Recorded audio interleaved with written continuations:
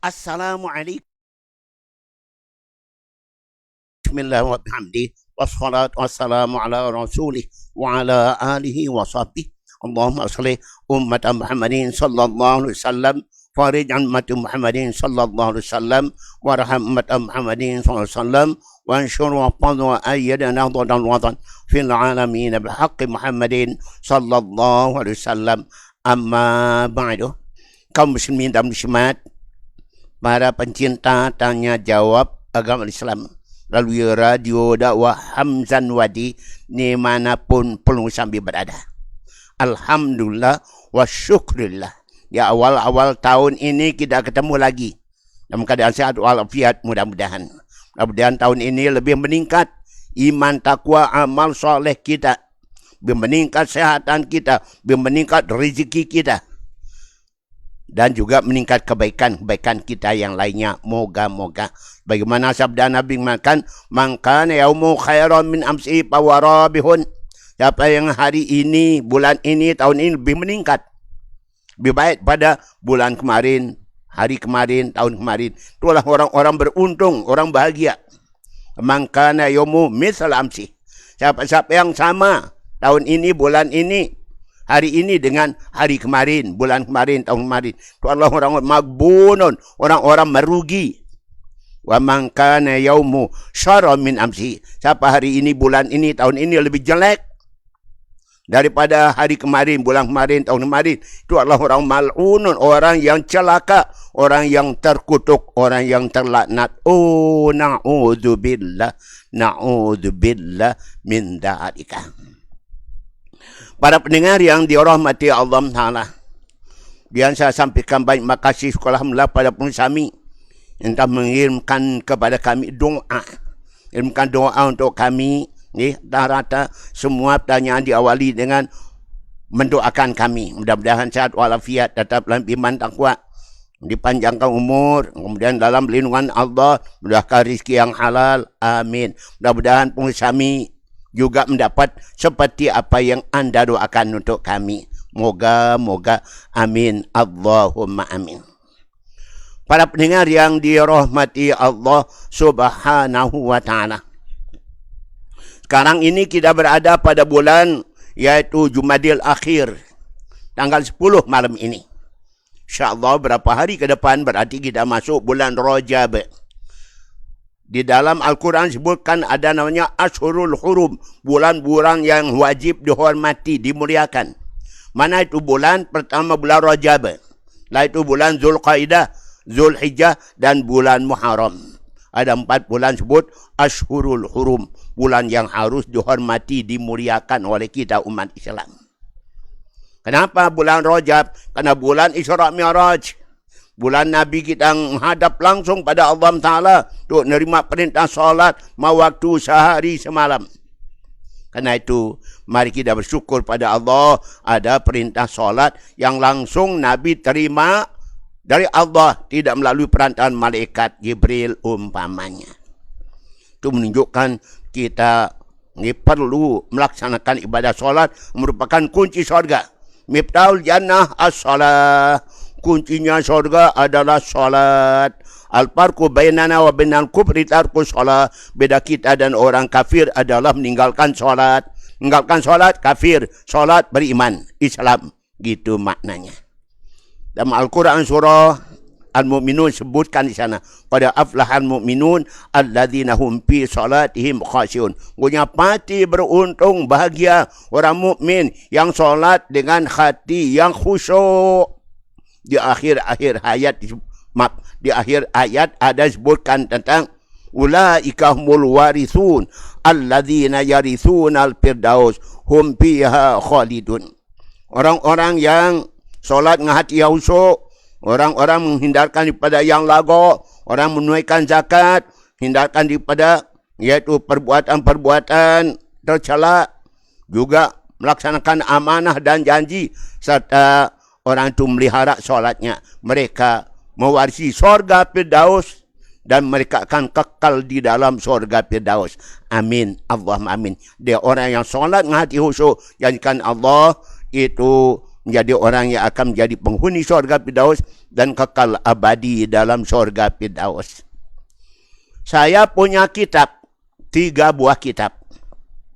Kitab yang pertama judulnya adalah 20 amalan kiat upaya usaha untuk khusyuk dalam solat. 20 upaya usaha khusyuk dalam solat. Kitab yang kedua, 33 macam amalan supaya khusyuk dalam solat. 33.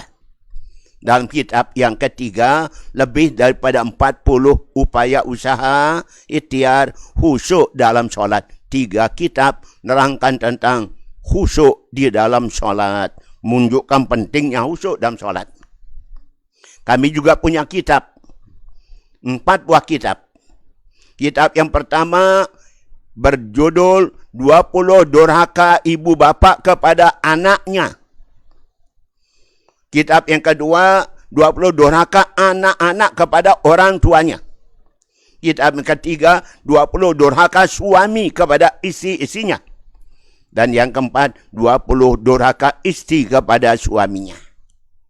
Mari kita lihat dulu tentang khusyuk.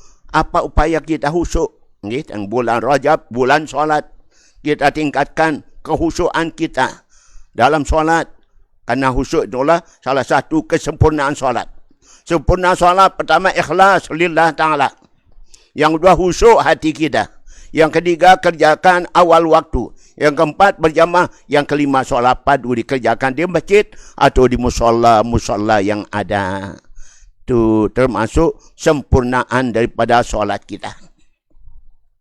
Apa upaya kita supaya khusyuk? Saya ambil dari kitab yang kedua yang mengatakan bahawa 33 amalan supaya kita khusyuk dalam solat. Mau Pak Hanafi? Kita mengetahui 33 upaya usaha khusyuk dalam solat. Mari kita melihat. Yang pertama iaitu persiapan untuk solat. Berupa pakaian kita yang bersih, suci. Kemudian bila perlu yang laki pakai parfum. Kemudian sajadah kita juga dipasang. Kemudian sudah gosok gigi siwak. Kemudian sapnya diluruskan. Kita solat di masjid. Kemudian jangan lupa tumak ninahnya. Itu namanya persiapan untuk solat. Yang kedua, tenang hati dan pikiran di dalam solat. Fokus, konsentrasi. Jangan bercabang-cabang hati. Yang ketiga, di dalam solat supaya kita dianjurkan supaya ingat mati. Uzkuril mauta fi solatikum, sabda Nabi. Ingatlah kematianmu dalam solat. Sholli solata muwaddi'in. Solatlah kamu sebagai solat terakhir. Setelah itu tidak ada solat lagi. Kenapa? Almarhum, almarhumah. Yang berikutnya yaitu supaya khusyuk tadabburul ayat. Supaya kita merenungkan tiap-tiap ayat yang kita baca. Merenungkan maknanya. Gitu. Inti sarinya daripada ayat kita baca. Baik itu suratul Fatihah. Atau mungkin doa ibtidah. Ayat-ayat setelah Fatihah. Terenungkan maknanya. Supaya kita mendapatkan kemanfaatan. Jangan hanya dibaca. Yang telah itu tafsilul ayat. Ayat yang kita baca jangan sekaligus. Satu kali nafas Fatihah. Ini dibaca dari awal sampai waladhdallin. Satu nafas. Tak boleh, tak bagus. Supaya dibaca satu ayat. Lebih banyak pahalanya. Lebih sempat kita merenungkan maknanya. Umpama Bismillahirrahmanirrahim. Alhamdulillahi Rabbil Alamin. Dipisah-pisah ayatnya. Tidak sekaligus dibaca satu kali nafas. Dan 7 ayat suratul Fatihah. Supaya ditafsil. Artinya dipisah-pisah. Satu ayat, satu kali nafas. Satu kali berwakaf.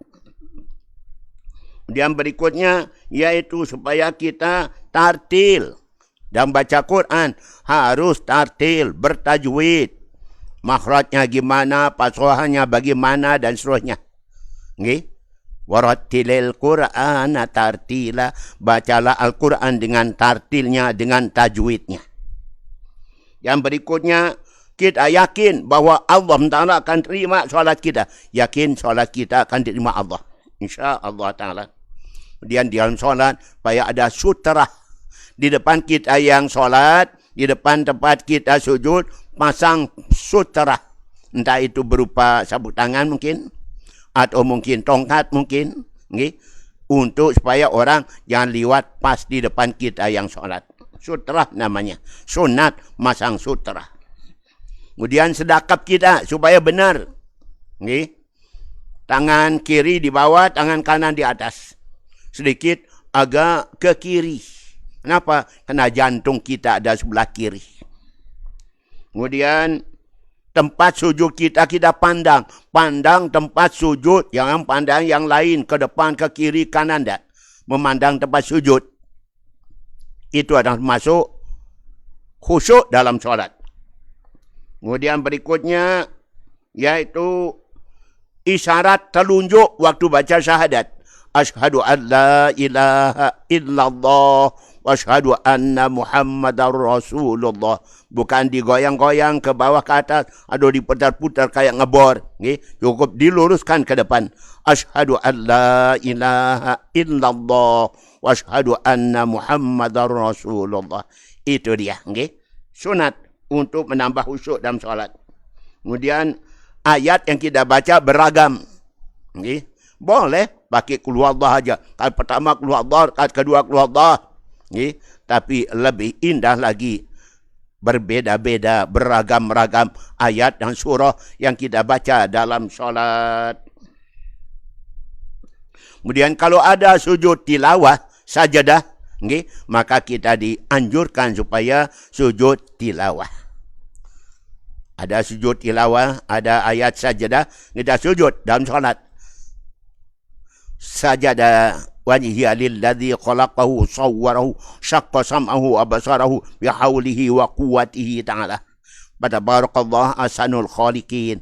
Kita baca dalam sujud tilawah sekali. Itu lanjutkan solatnya. Kalau masih tadi berdiri, ya kembali lagi berdiri. Lanjutkan solat. Itu dianjurkan. Kemudian ta'awuz. Jangan lupa baca a'udzubillahi minasyaitonirrajim. Pama sebelum Fatihah, sebelum ayat. Okay? Berterhindar daripada tipu daya godaan syaitan dalam solat. Karena syaitan itu selalu datang dalam solat. Ya'ti hadakumus solah. Ya'ti hadakumus syaitan fi solatikum. Datanglah syaitan pada kalian waktu kalian solat. Fayaqulu uzkur kaza, uzkur kaza, uzkur. Dia berkata syaitan kepada kita dalam solat. Hai orang solat, ingat ini, ingat itu, ingat ini, ingat itu. Semua diingat dalam solat. Ujungnya hilang khusyuk kita. Kadang-kala dia bikin kita ragu-ragu. Innaka ahdasta, innaka ahdasta. Hai orang solat, kamu berhadas, kamu kentut, kamu kentut. Kata syaitan dalam solat kita. Dia niup-niup di bawah. Kalau tidak ada suara atau tidak ada baunya, lanjut solat. Itu syaitan punya perbuatan niup-niup di bawah kita. Canggih. Itu syaitan. Kemudian perhatikan cara solat orang lain. Saya dulu mondok 10 tahun di Pancor. Tiap kita pergi solat Jumat, selalu kita upayakan dapat di saf pertama dekat Maulana Syekh sebagai imam. Untuk apa? Mencontoh cara solatnya, mencontoh bacaannya. Okay? Kita dianjurkan supaya mencontoh cara solat orang-orang alim, orang-orang soleh, ulama-ulama. Hingga benar cara solat kita. Kemudian, tahu kelebihan kita khusyuk dalam solat. Sabda Nabi, ada di antara kalian yang solat hanya dapat 10%. Karena khusyuknya hanya 10%. Selebihnya hilang. Ada yang hanya 20%, 30%. Jarang yang 100% khusyuknya. Dan sempurnaan solat adalah karena khusyuk. Yang berikutnya, yaitu doa dalam sujud. Kita dianjurkan supaya dalam sujud kita, apalagi sujud terakhir, supaya banyak berdoa kepada Allah. Aqrabul abdi ila rabbi wa huwa fi sujudi fastaghfiru fihi du'a faqaminun ayustajaba lakum. Paling dekat manusia kepada Allah adalah dalam sujudnya. Dalam sujud kita paling dekat pada Allah. Kepala kita sejajar dengan kaki, bahkan kita punya pantat lebih tinggi pada kepala kita. Paling dekat manusia pada Allah dalam sujud. Maka perbanyaklah doa dalam sujud. Perbanyak doa dalam sujud. Biasanya kita pada sujud terakhir. Dah berdoa macam-macam doa. Okay? Karena doa dalam sujud paling kabul doa. Kemudian berikutnya, selalu zikir dan wirid setelah selesai solat. Habis solat, zikir dulu. Tasbih, tahmid, takbir, tahlil dan sebagainya. Baru berdoa. Jangan tidak zikir doa selesai solat. Malai salahu wirdun bahwa qirdun. Siapa yang ada zikir wiridnya, maka dia adalah monyet. Begitu disebutkan. Yang berikutnya, yaitu jangan ada gambar-gambar di depan kita solat. Kanjeng Nabi dulu minta Siti Aisyah supaya menyingkirkan korden yang ada di depan beliau. Korden jendela mungkin. Nabi mengatakan, amilti anni kiramaki hadha. Singkirkan korden ini ya Aisyah. Karena mengganggu aku dalam solat. Gambarnya, padahal gambarnya bukan gambar manusia, binatang. Hanya gambar pohon-pohon mungkin. Atau bendera. Terganggu Nabi. Karena itu disingkirkan. Dan berikutnya, pakaian kita paling baik pakaian polos. Tidak warna-warni. Yang nanti dipandang oleh makmum di belakang kita. Warna-warni, apalagi ada tulisan. Ada tulisan di sana, macam-macam tulisan. Di baju orang yang solat jamaah. Tidak baik, tidak bagus. Menghilangkan khusyuk.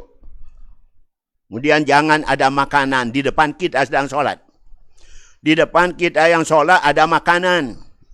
Disiapkan untuk kita yang nanti selesai solat makan. Sedang solat, datanglah meong. Mencium-cium bau masakan makanan kita.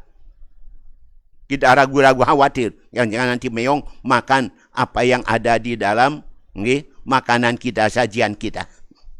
Wah, bahaya demikian.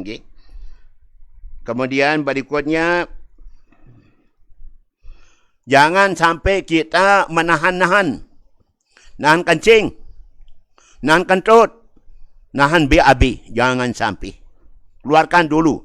Baru bersuci, berwuduk dan solat. Jangan sampai dalam solat menahan-nahan yang mau keluar. Kemudian dalam solat jangan ngantok-ngantok. Dalam solat jangan ngantuk. Kemudian tidak ada orang tidur di depan kita. Tidak ada orang tidur di depan kita yang sedang solat. Siap ganggu nanti. Kelihatan auratnya. Orang tidur depan kita. Yang berikutnya, jangan ngusap debu di wajah kita dalam solat. Yang ngusap debu yang nempel waktu sujud di wajah kita. Nanti selesai solat baru diusap. Yang berikutnya, jangan bikin wiswas. Apa wiswas? Suara kita keras sehingga mengganggu jamaah yang lain. Kedengaran bacaan Fatihahnya dengan suara lebih keras. Hingga mengganggu makmum, teman-teman yang lain. Kemudian jangan menoleh. Jangan menoleh. Iltifat ke kanan, ke kiri. Hilangkan daripada khusyuk. Yang mandang ke langit. Yang mandang ke atas, ke langit. Nabi pernah mengatakan, siapa-siapa yang tidak mau berhenti mandang ke langit, mandang ke atas dalam solat, mudah-mudahan dia buta matanya. Mudah-mudahan tidak bisa melihat lagi. Dan jangan berludah dalam solat. Jangan berludah dalam solat. Kecuali terpaksa, umpama seorang ibu ngidam. Tidak bisa nahan diri untuk tidak berludah. Berludah ke kiri. Berludah ke kiri, samping kiri, kaki kita yang kiri. Terpaksa. Tapi kalau tidak terpaksa, jangan berludah. Jika kada terpaksa, nanti habis solat supaya dilap, dipel, dibersihkan. Dan berikutnya, tidak nguap dalam solat. Supaya khusyuk, jangan nguap, wah gitu.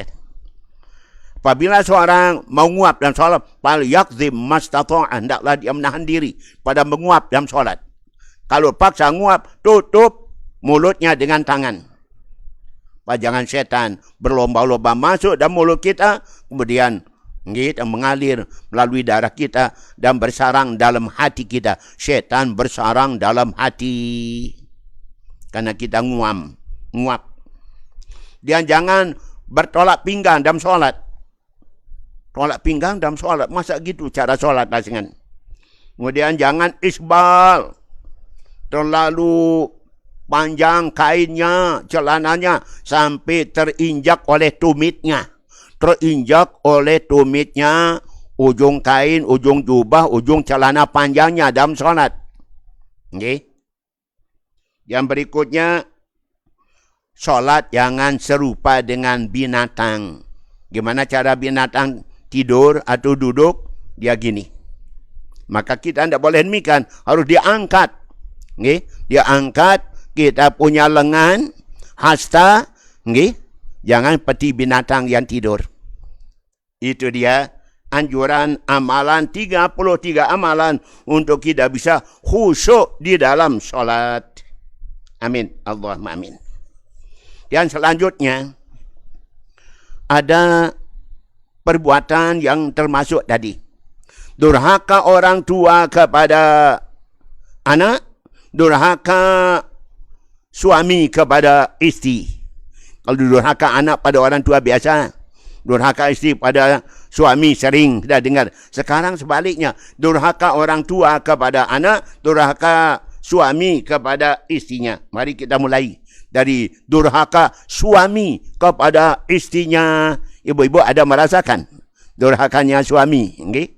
Memang asing juga kedengarannya. Tapi itu yang kenyataan ada. Durhaka suami kepada istri. Saya pernah dengar di salah satu TV. Situ dirangkan tentang durhakanya suami pada istri. Itu durhakanya orang tua kepada anak. Mari kita melihat dulu durhakanya suami kepada istri. 20 jumlahnya. Mudah-mudahan pengusaha mendengarkannya. Apa durhaka kita sebagai suami pada istri kita? Pertama, tidak melunasi mahar.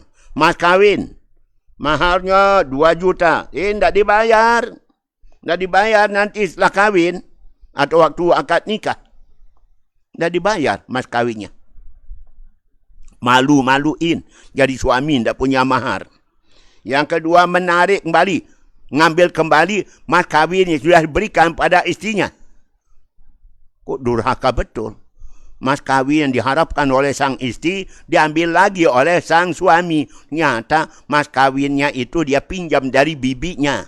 Paman 10 gram emas. Dia pinjam dari bibi. Saya pinjam kalongnya 10 gram itu. Nanti saya kembalikan lagi. Setelah akad nikah, dikembalikan lagi, diambil, diberikan pada bibinya.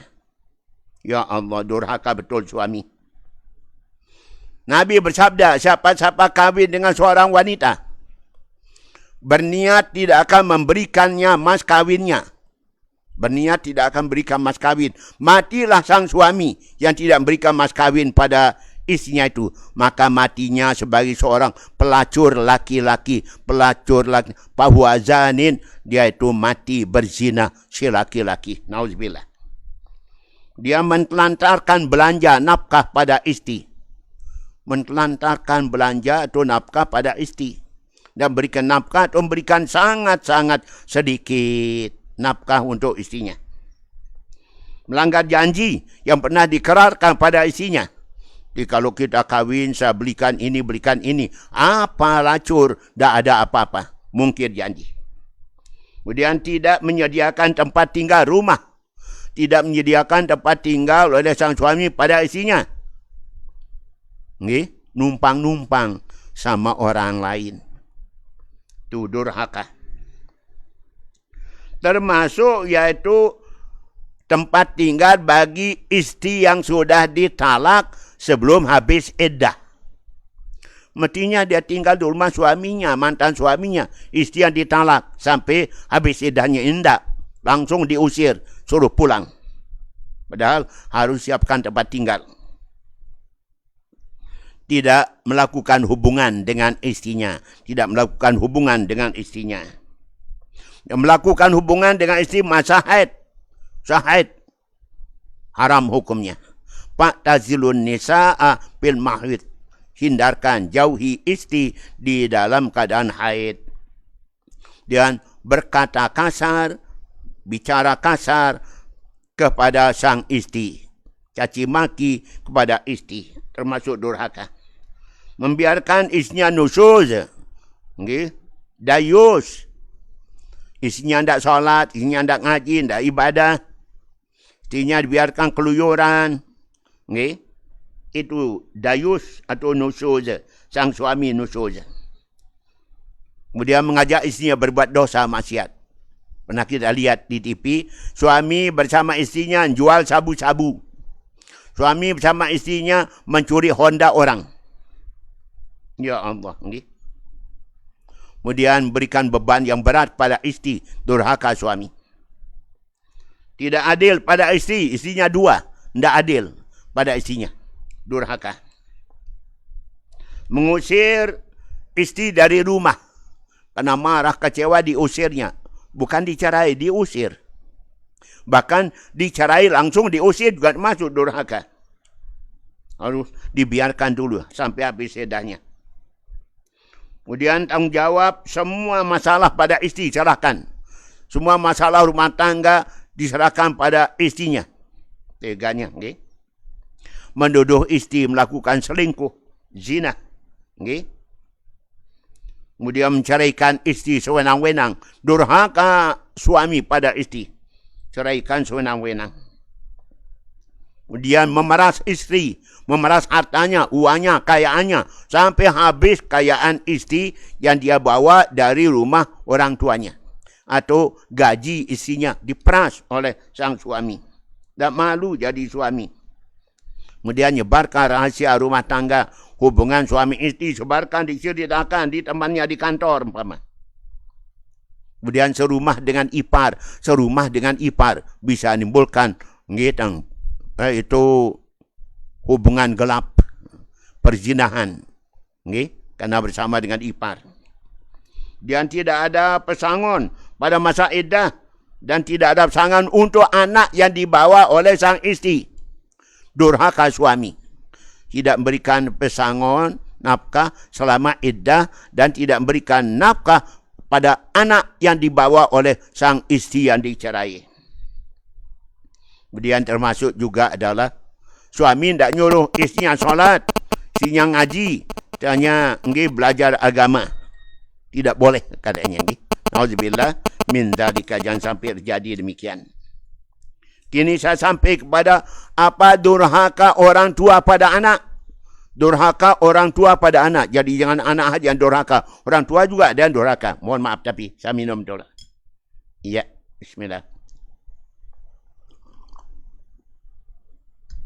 Apa kabar tolab-tolibat mahat?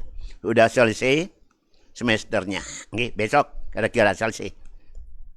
Mudah-mudahan semuanya sukses, nilai yang bagus karena rajin belajar. Durhaka orang tua kepada anak. 20. Pertama, salah memilihkan ibu atau bapa. Salah memilihkan ibu atau bapa. Durhaka orang tua kepada anak. Dulu zaman Nabi, ada seorang ayah mengadu pada Nabi bahwa dia dipukul oleh anaknya. Dan anaknya dipanggil, betul kamu pukul ayahmu? Iya ya Rasulullah, karena ayah saya mengambilkan ibu bagi saya adalah seorang budak yang dibeli di tengah pasar. Ibu saya seorang budak dibeli di tengah pasar. Yang tua saya tak pernah dididik agama. Yang ketiga saya hanya dididik yaitu menggembala kambing. Maka saya kira ayah saya kambing saya pukul. Seperti saya memukul kambing saya ya Rasulullah. Dan saya diberi nama yang jelek ya Rasulullah.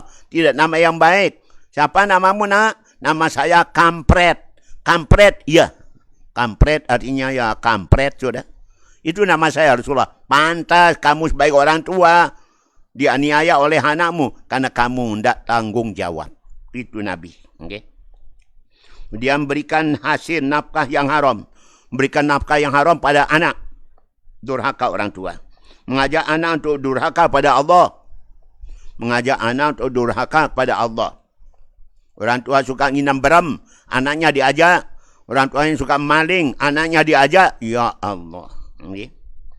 Kemudian merintangi anak untuk beragama yang benar. Merintangi anak untuk taat beragama, taat ibadah. Kemudian melantarkan nafkah anaknya. Melantarkan nafkah bagi anak. Biaya sekolah dan sebagainya. Melantarkan pendidikan anak. Tidak disekolahkan anaknya. Tidak diberi biaya anaknya yang sekolah. Durhaka orang tua.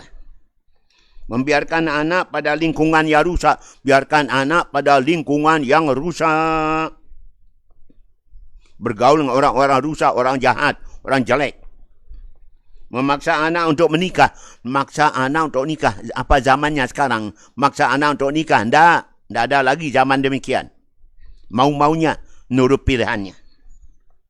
Merintangi anak untuk menikah. Menghalangi anak untuk nikah. Juga tak boleh. Wayanya nikah, kau dirintangi, dihalangin. Memperlakukan anak dengan tidak adil. Anaknya berapa orang diperlakukan tidak adil. Ada anak emas, ada anak perak, ada anak tiri, ada anak kandung. Tak boleh, semua anak harus sama. Biasakan anak dalam hal yang buruk. Biasakan anak dalam hal-hal yang buruk. Pama terlambat bangun, biasakan oleh ayahnya. Lambat sholat dan sebagainya. Menyerahkan anak pada non-Islam. Menyerahkan anaknya dipelihara oleh orang non-Islam. Memberikan tugas di luar kemampuan. Berikan tugas pada anak di luar kemampuannya. Tak boleh gitu dong. Menghilangkan hak-hak waris untuk anaknya. Semua harta sudah dijual. Belum dia meninggal dunia. Sehingga anaknya besok tak dapat warisan. Tak boleh gitu. Kemudian melahirkan anak di luar nikah. Melahirkan anak di luar nikah. Anak haram. Anak zina kalau begitu. Membiasakan anak bersikap boros. Mendidik anak bersifat boros, loyal. Membiarkan suasana maksiat dalam rumah tangga. Dalam rumah tangga ada maksiat. Seperti tadi. Bapaknya suka minum. Ayahnya suka narkoba, suka maling, suka judi. Berikan nama yang buruk pada anak. Nabi bersabda, an yusina ismahu, wajiban orang tua pada anak beri nama yang baik, yang baik. Tidak mengakui anaknya. Tidak mengakui anak kandung sendiri. Anak apa kalau itu? Anak binatang. Terakhir, membunuh anak. Baik anak masih dalam rahim, aborsi, atau anak sudah lahir dibunuh masa depannya. Termasuk durhaka orang tua pada anak, membunuh anak dalam rahim, aborsi, atau membunuh anak yang sudah lahir, tidak diperduli anaknya, tidak diperhatikan, dibiarkan terlantar anaknya. Itu termasuk durhaka orang tua kepada anaknya. Oh, na'udzubillah min dzalika. Para pendengar, mari kita lihat. Assalamualaikum warahmatullahi wabarakatuh. Waalaikumsalam warahmatullahi wabarakatuh. Mau nanya Pak Tuan Guru, apa boleh kita bantu suami kita mengqadha puasa karena suami bekerja berat di luar negeri? Dan apa niatnya? Para pendengar, tak boleh dong, tak boleh membantu suami mengerjakan puasa. Nah, dia tak tahan puasa di luar negeri, istri berpuasa sini, menolong suami. Tak boleh. Puasa itu fardu ain, wajib dikerjakan tiap orang. Kalau dia tak bisa puasa di sana, maka nanti pulangnya diqadha. Pulangnya diqadha 2 kali bulan Ramadan, 3 kali bulan Ramadan. Karena terlambat ngada juga wajib fidyah.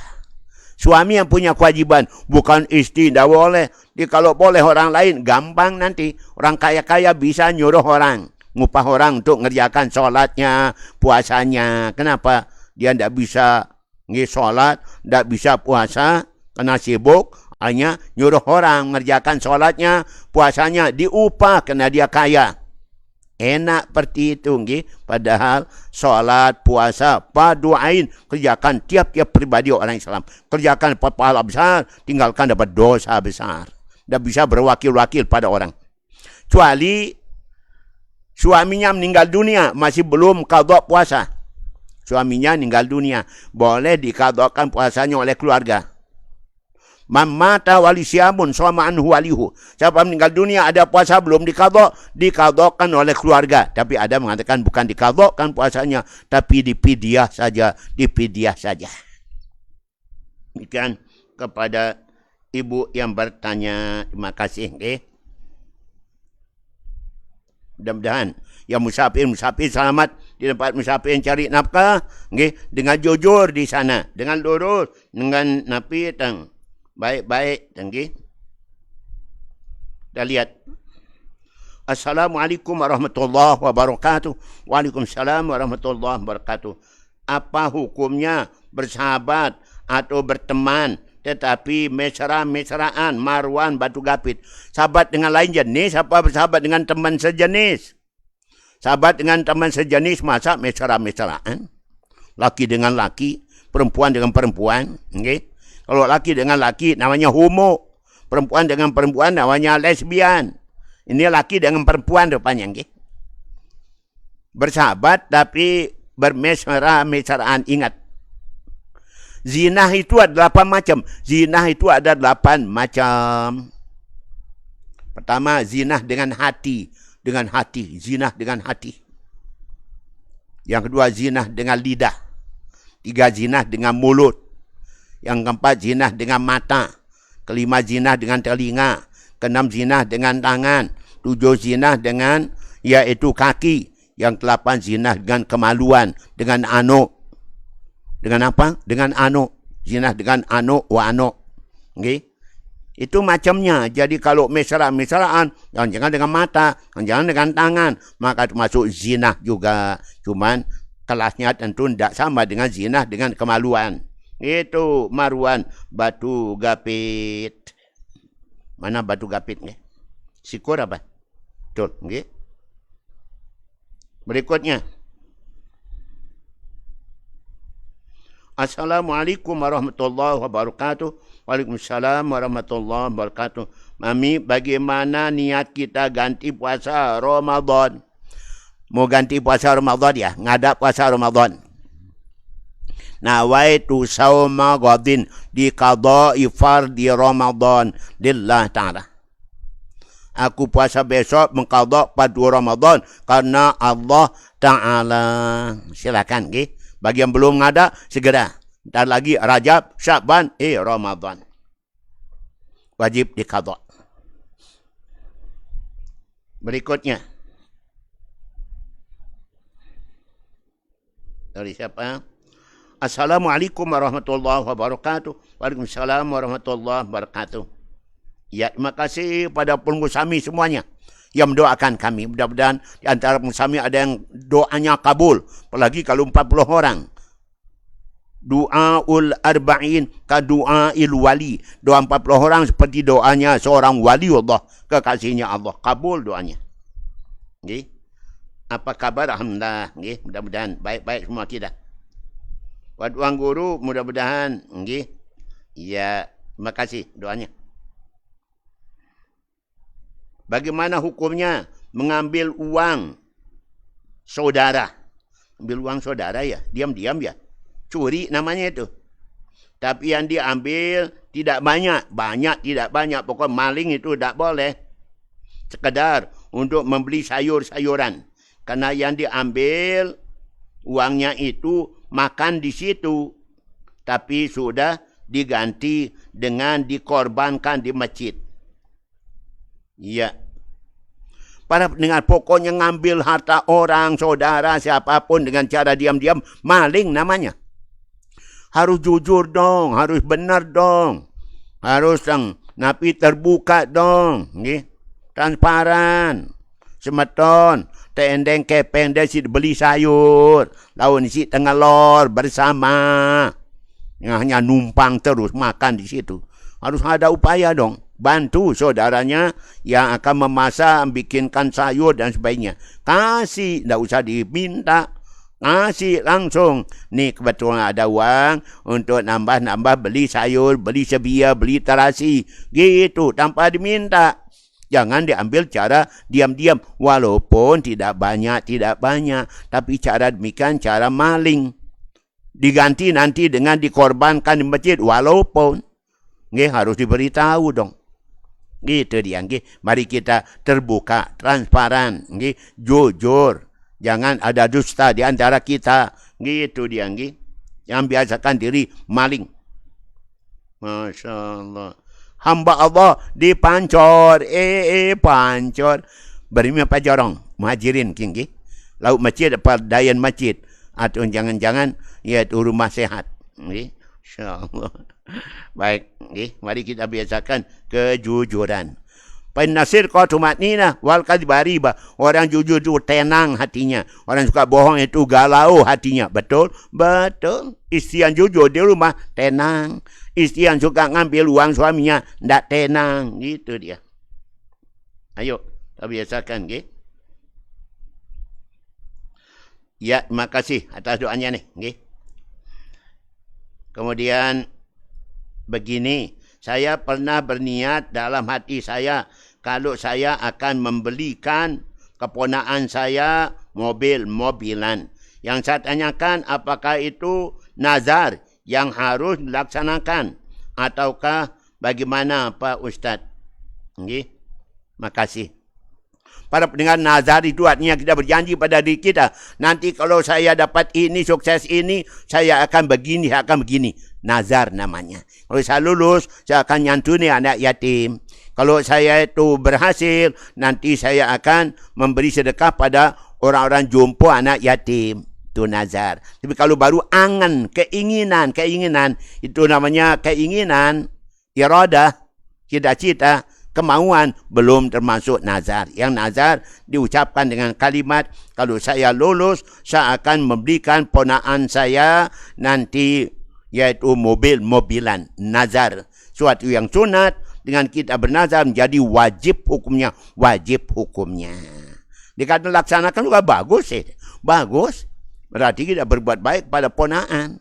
Okay? Tapi belum termasuk nazar yang wajib laksanakan. Apa? Karena baru keinginan, cita-cita dalam angan, dalam hati belum diucap. Okay? Baik, makasih kepada anda dari Lenek. Okay? Terima kasih Lenek. Masya Allah. Baik, kita lanjut.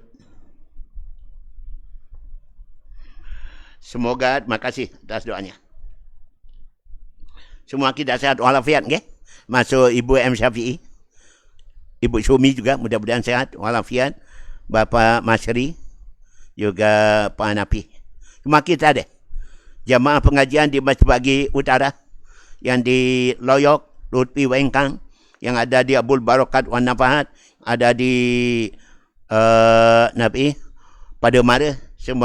Semuanya pada sehat walafiat di dalam tahun baru sekarang ini. Semuanya lebih meningkat, semuanya baru, semangat baru. Okay? Amal ibadah baru. Okay? Jangan kendor-kendor. Ya, tanyaannya. Pak Tuan Guru mau nanya, bak mandi tiang kan penuh air. Tiba-tiba jatuhan tikus dari plafon. Tikusnya enggak mati. Kembali loncat lagi naik ke plafon. Apakah boleh air itu kita pakai mandi dan berwudu atau dikuras dulu? Para pendengar, bak mandi Anda isinya berapa? 2 kolah? Atau lebih? Atau kurang? Kalau 2 kolah atau lebih, kejatuhan tikus, kan tikusnya tidak pernah bersuci, tidak pernah bercebok, walaupun dia kencing, tubuhnya kena kencingnya. Okay? Masuk dalam bak yang kurang 2 kolah, yang ngejis airnya. Tapi kalau airnya lebih 2 kolah, tetap suci, tidak berubah-ubah. Okay? Demikian. Apa bak mandinya kurang 2 kolah, dikuras. Tapi kalau bak mandinya lebih 2 kolah, tidak perlu kuras-kurasan. Pakai aja airnya. Demikian kepada Anda. Masya Allah. Di mana nih? Ini dari siapa? Ya. Hamba Allah. Ai Anyar. Mana Ai Anyar? Iya, Kecamatan Sukamulia ya? Sukamulia. Ya. Lanjut.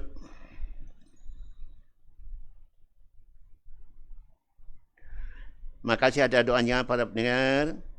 Ya, semua kita sehat walafiat. Dia mau nanya, ada orang sholat di musola. Ketika orang itu sudah selesai sholat, datanglah berapa orang mau sholat juga. Nggih. Seketika itu, orang-orang itu minta orang yang sudah sholat tadi untuk jadi imamnya untuk solat berjamaah. Okay.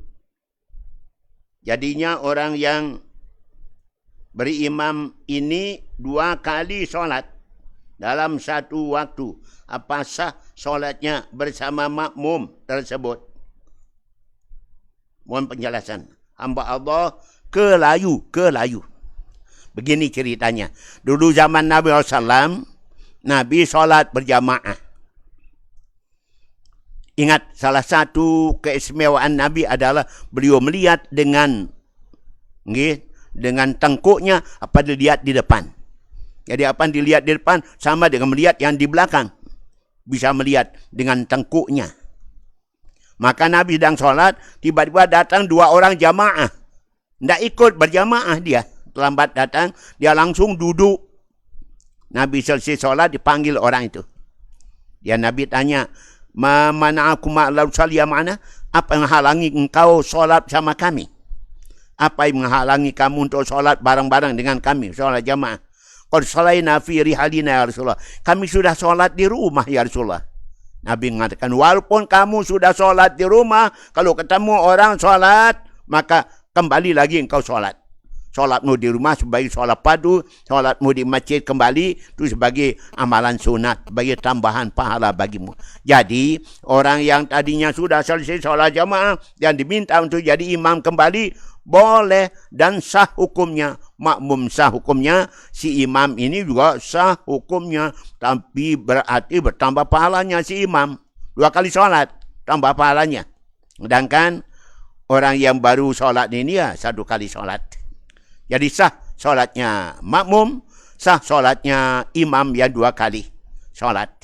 Demikian kepada anda di Kelayu. Sama dengan umpama kita solat jenazah. 2 kali solat jenazah. Boleh. Solat jenazah itu kan artinya berdoa. Baik, makasih pada anda Kelayu. Ya, saya dulu guru di Kelayu, mu'alimat Kelayu. Salah satu murid kita yang terhormat Bapak Dr. Andas Haji Muhammad Suruji MPD. Dia dulu murid kita di Mu'alimin Kelayu. Alhamdulillah. Mudah-mudahan sehat walafiat beliau. Lanjut. Makasih atas doanya. Iya.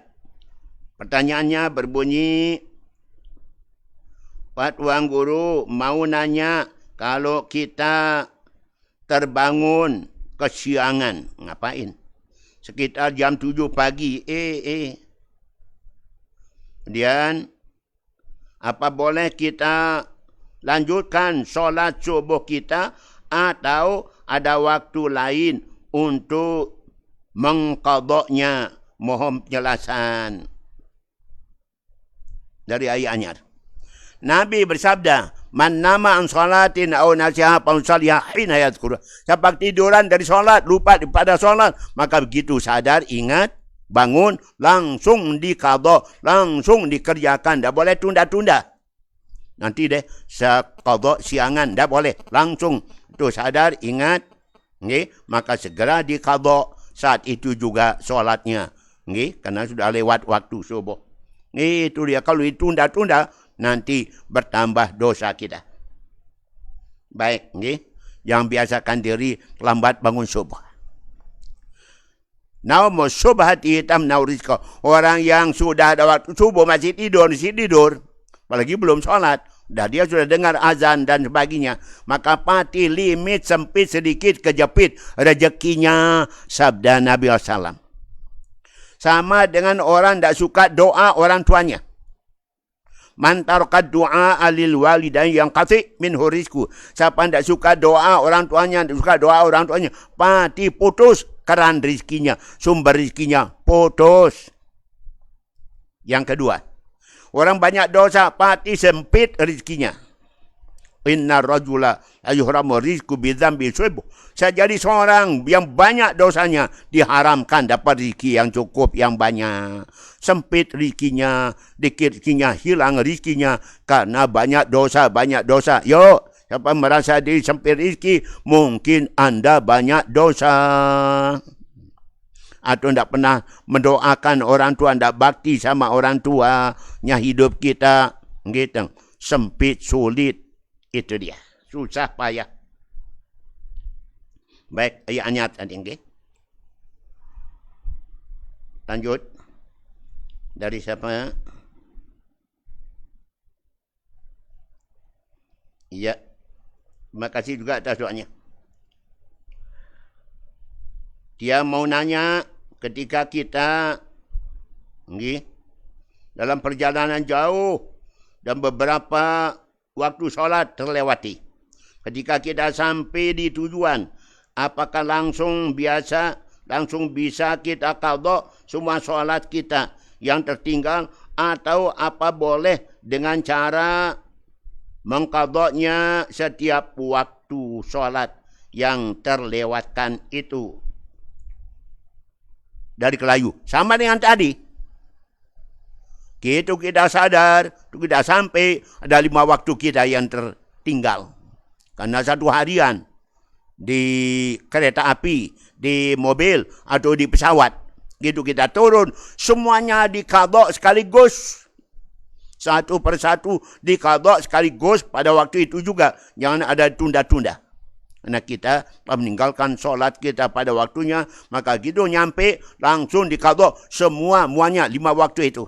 Zuhur dulu, atau subuh dulu, zuhur, lalu itu asar, maghrib dan isya. Kerjakan langsung, habis selesai. Nanti kan tinggal enak kita, tidak ada yang ditunggu-tunggu untuk diqadha. Sudah lunas tugas kita, hutang kita kepada Allah. Padainullahi ahaqqu an yuqda. Hutangmu kepada Allah lebih pantas segera dilunasi. Lunasi segera solat yang belum kita qadha. Itu dia dari mana? Ke layu lagi, ke layu. Baik. Ya. Nabi kabar Pak Tuan Guru di Kelayu sama-sama ngajar di Ma'had. Mudah-mudahan sehat walafiat Pak Ustaz nah. Dari siapa? Pak Tuan Guru, moga tetap sehat walafiat, amin. Mudah-mudahan kabul doanya, mudah-mudahan diaminkan oleh saudara kita yang mendengar sama di Kota Makkah, di Madinah dan sebagainya. Dia bertanya,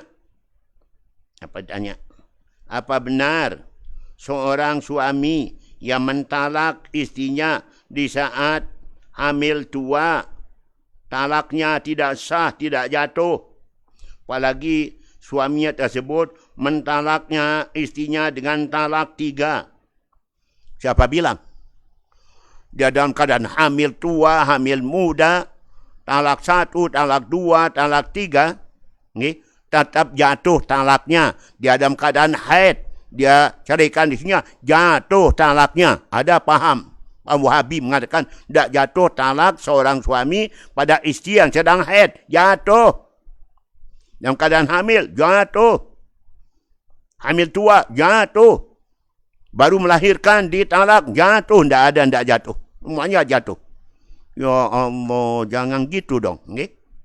Jatuh talaknya. Demikian. Mudah-mudahan jelas. Jelas dong. Baik. Lanjut. Dari siapa? Ada wanita hamil luar nikah. Sudah 3 bulan. Terus langsung dinikahi sama pacarnya. Wanita itu hamil 9 bulan. Artinya hamil 9 bulan setelah nikah. Setelah dinikahkan, maka dia masih hamil 9 bulan maksudnya. Apa boleh anaknya nanti walinya si bapaknya kalau dia nikah? Setelah nikah, kemudian dia hamil selama 9 bulan, baru melahirkan. Lahir anak perempuan. Maka ayahnya bisa jadi walinya, ayahnya jadi wali. Kecuali kalau kurang 6 bulan, baru 5 bulan setengah lahir. Keluar. Cepat sekali lahir, baru 5 bulan, 6 bulan kurang, dia sudah lahir anaknya. Maka si ayah tidak bisa jadi wali. Walinya wali hakim bapa KUA. Tapi kalau lebih 6 bulan, 7 bulan, 8 bulan, maka tetap si ayah bisa jadi walinya si anak. Oh, kita katakan apa? Na'udzubillah min dzalik. Salah satu tanda kiamat dekat, taksuru auladuz zina, di mana-mana muncul anak zina, anak zina, anak zina. Kenapa banyak yang kahwin sudah hamil dulu baru kahwin? Banyak. Ya Allah, kita lihat, tonton di TV ni. TV tempat kita sering melihat Bapak Tuan Guru Bajang muncul. Antara lain iNews TV, seringkali beliau muncul di situ. Pak Tuan Guru Bajang, bangga rasanya ni. Atau RCTI dan lain-lainnya, INTV, Global TV.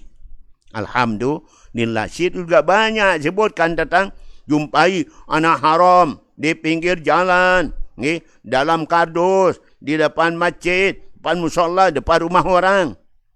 Dibuang oleh orang tuanya. Kenapa? Anak haram, anak zina. Taksuru awladu zina. Banyak anak zina. Tanda kiamat sudah dekat. Sabda Nabi SAW. Na'udzubillah min dzalika. Baik, demikian. Okay? Jadi kalau lebih 6 bulan, 7 bulan, 8 bulan, okay?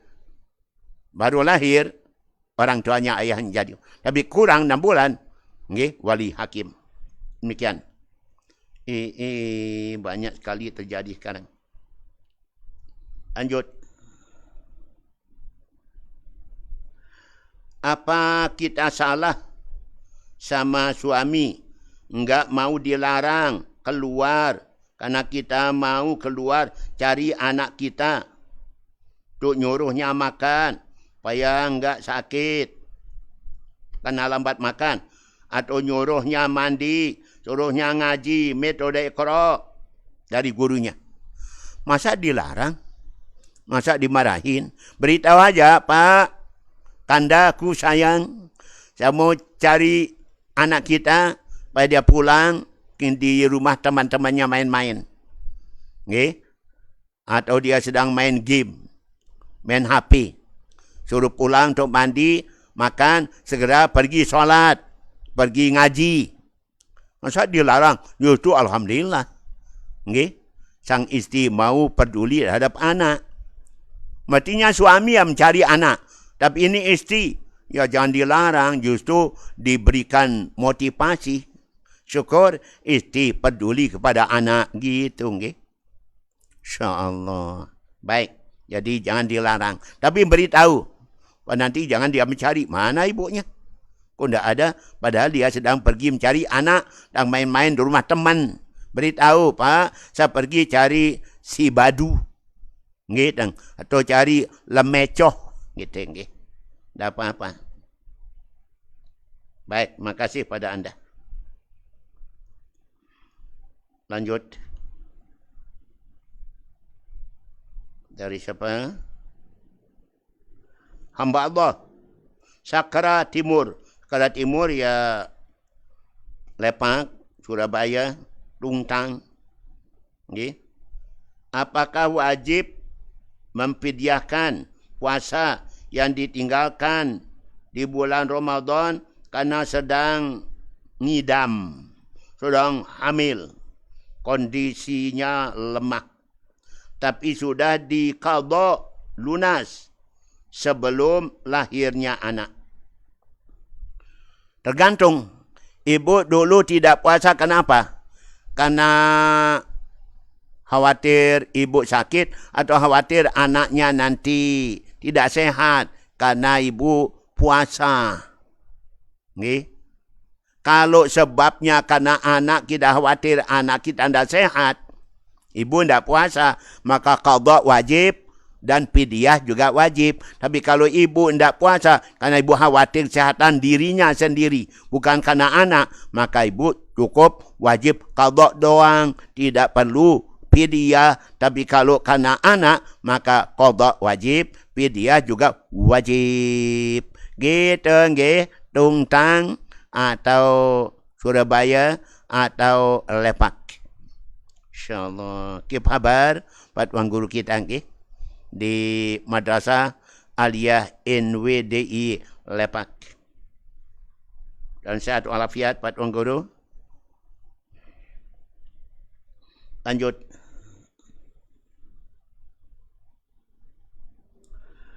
Terima kasih atas doanya. Okay? Sama-sama kita panjang umur sehat walafiat. Seorang yang menganggap dirinya sudah berupaya, berusaha untuk bisa sembuh dari penyakit yang dideritanya, namun belum kunjung sembuh. Apakah hal ini dinamakan takdir? Marwan Batu Gapit. Apapun yang dialami manusia, takdir namanya. Kita wajib iman pada qada dan qadar. Apa yang terjadi pada manusia, pada makhluk lain di muka bumi ini adalah merupakan takdir dari Allah. Dan rencanakan Allah, sekarang jadi kenyataannya. Tapi ingat, Nabi nyuruh kita berobat. Tadawau ibadallah. Berobatlah kalian, hai hamba Allah. Pokoknya Allah tidak menciptakan penyakit, melainkan ada obatnya. Ada obatnya. Kecuali satu penyakit, tidak ada obat. Kira-kira apa? Penyakit tidak ada obatnya. Saya pernah mengadakan tes pada talibat mahat. Okay?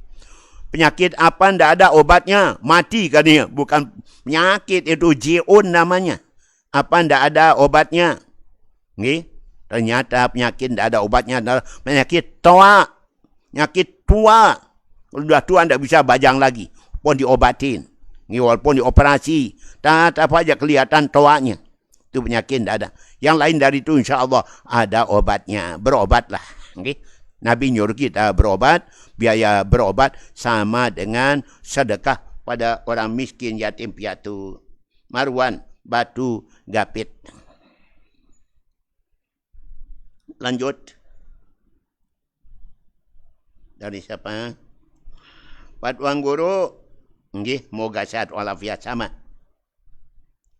Apa hukumnya tiang dipelihara dari kecil oleh papu tiang? Nggih, bapak kawin. Nggih. Lain. Nggih. Terus tiang jarang jumpa sama bapak tiang.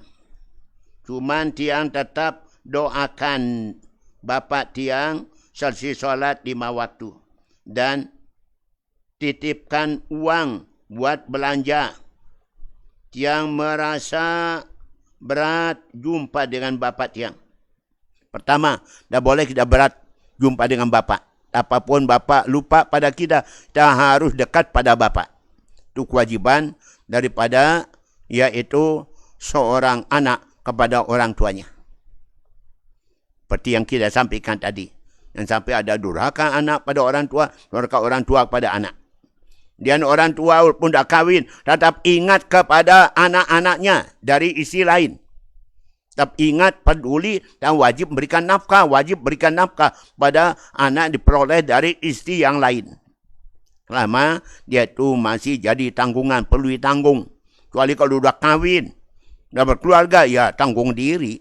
Berani kahwin berarti berani mencari nafkah diri untuk dirinya, untuk istrinya, untuk anaknya. Masa masih ditanggung? Yaitu anak nanti akan menanggung orang tuanya sudah tua, sudah sepuh, sudah loyo. Itu dia. Jadi, bolehlah kita kirimkan uang. Kita doakan selalu harus. Tetapi jangan sampai putus silaturahim. Tak pernah berkunjung, tak pernah ketemu, tak pernah salaman dengan orang tua. Hidup kita pasti tidak akan bahagia selamat kalau sampai kita durhaka sama orang tua kita atau lupa sama orang tua kita. Jangan. So resikonya. Nabi bersabda, kullu dzunub yu'akhirullah ma syaa ila yaumil qiyamah ila qul. Semua dosa akan ditunda azabnya sampai hari kiamat kecuali dosa kita durhaka sama ibu bapa. Segera azabnya kita terima dunia sebelum nanti di akhirat. Na'udzubillah min dzalika. Terima kasih. Baik. Dari siapa? Pak Tuan Guru, apa hukumnya? Tiang enggak sempat pergi ziarah kubur karena tiang sibuk bekerja, tapi tiang tetap mendoakan ibu bapa tiang di rumah. selesai solat 5 waktu, apa tiang berdosa? Tidak. Berdoa dari rumah, nyampe. Doa dari madrasah, masjid, nyampe. Berdoa langsung di kuburnya juga nyampe. Boleh dan boleh. Okay? Nabi bersabda, Man zara qabra walidayya yaumal jum'ah, orang indahu yasin, ghufira lahu. Siapa ziarah kubur orang tuanya hari Jumat, dia bacakan Yasin, dia yang ziarah diampun dosa, ibu bapa dia ziarahin kuburnya juga diampun dosa. Sama-sama diampun dosa kita oleh Allah, orang yang datang ziarah kubur ibu bapanya hari Jumat. Kalau mau pasti itu silahkan. Dikatakan tidak sempat, maka bisa kita doakan dari rumah, dari masjid, okay? Dari madrasah, atau dari tempat kita kerja tugas. Silakan didoakan situ. Sampai bagi kita Ahlussunnah wal Jamaah. Sampai bacaan Quran. Dan niatkan untuknya sampai. Tak sedekah niatkan untuknya sampai. Tak doakan bacakan istighfar untuk ibu bapa. Sampai semuanya. Amin. Allahumma amin. Okay? Itulah Ahlussunnah wal Jamaah. Mohon maaf. Minum lagi. Bismillah.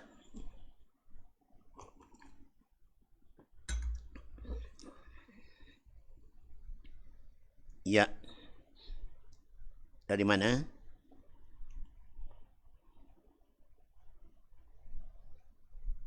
Assalamualaikum warahmatullahi wabarakatuh. Waalaikumsalam warahmatullahi wabarakatuh. Pak Tuan Guru, apa hukumnya? Apa artinya bagi tiang belum nikah, belum dapat jodoh dari Allah? Jodoh dari Allah. Banyak orang mengejek saya dengan kata-kata yang tidak sopan. Dia bilang, tiang teruna tua, teruna enggak laku-laku. Terima kasih. Para pendengar. Semua apa yang terjadi pada manusia sudah tulis sebelum tak lahir. Apa yang ditulis padanya itu pertama, yaitu ajalnya, rizkinya, amalnya, celaka tu bahagia semuanya sudah. Semuanya sudah tulis sejak kita masih dalam rahim, bahkan dulu di azali. Sudah tulis. Seorang itu akan dapat jodoh, tidak dapat jodoh, kawin, tidak dapat kawin. Semuanya sudah tulis. Tertunda kawinnya atau segala kawinnya. Sudah tulis dulu di azali, bahkan dalam rahim ibu kita. Bikat birizki, wajalihi, wamalihi, wasyaqiyun aw sa'idun. Tuliskan yaitu tentang rizkinya, ajalnya, umurnya, celakanya, bahagianya, amalnya jadi apa dia? Pegawai atau jadi apa? Semuanya sudah tentukan Allah. Okay? Jadi kita sabar sambil kita upaya. Ada yang mau sama kita coba nyambung. Okay? Kan sekarang ada HP, coba-coba nyambung. Gitu, okay? Jangan sampai ada niatan saya tidak akan kawin selamanya. Nah, Rasulullah ditabatuli nahyuan syadidan. Nabi SAW melarang seorang untuk berniat tidak akan kawin selamanya dengan larangan yang sangat keras, sangat tegas. Gitu sabdanya Nabi ini. Jangan sampai berniat, bertekad tidak akan kawin. Andai kata pun seorang tidak kawin, di akhirat pasti dapat jodoh. Tidak ada orang dapat jodoh kalau masuk surga. Kalau masuk neraka gimana jodoh di neraka? Karena itu taat ibadah, rajin ngaji, rajin tajur, rajin sedekah. InsyaAllah di akhirat dapat jodohnya. Amin. Allahumma amin. Baik.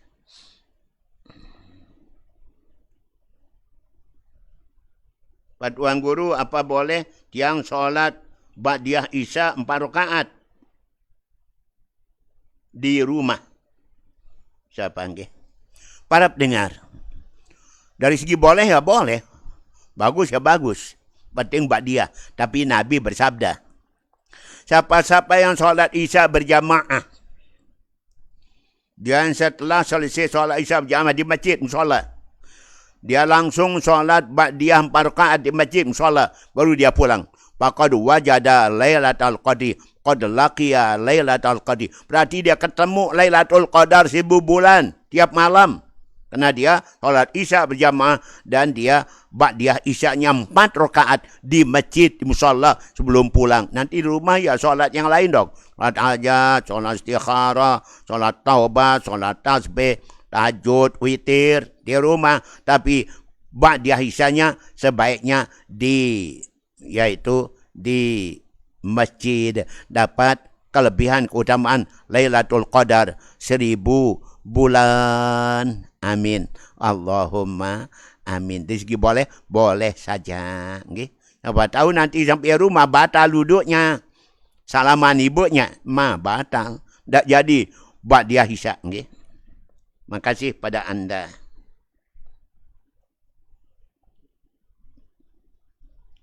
Lanjut.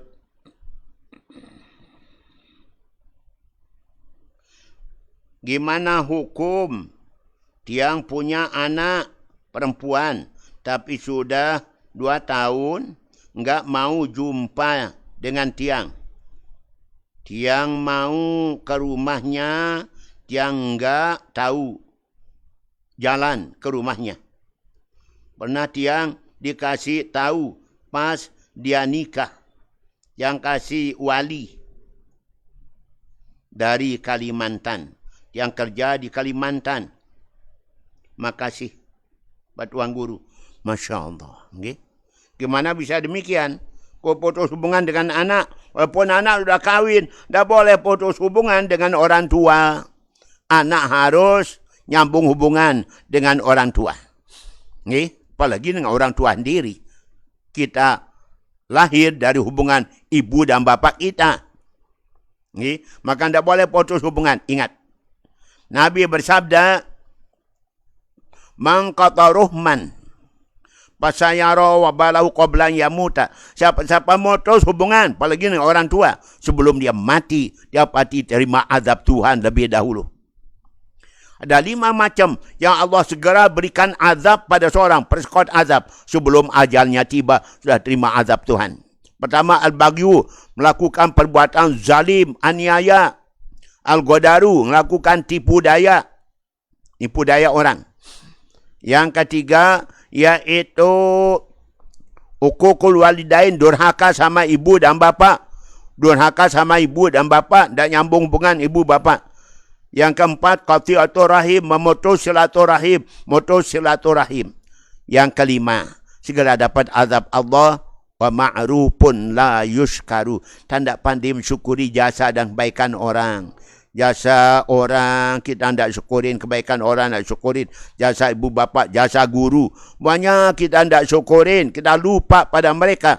Maka siap-siap terima persekot azab dari Allah sebelum ajal kita tiba. Oh, na'udzubillah min dzalika. Jangan sampai demikian. Mestinya si anak yang proaktif. Mana-mana nelpon, berikan alamat yang benar. Enggak si ayah nanti datang berkunjung. Sampai 2 tahun putus hubungan. Tak pernah ada lagi nyambung mana-mana via telpon, via HP dan sebagainya. Tak pernah. Facebook, YouTube dan lain-lain. Zaman sekarang bisa terjadi. Nabi sudah mengatakan akan terjadi nanti.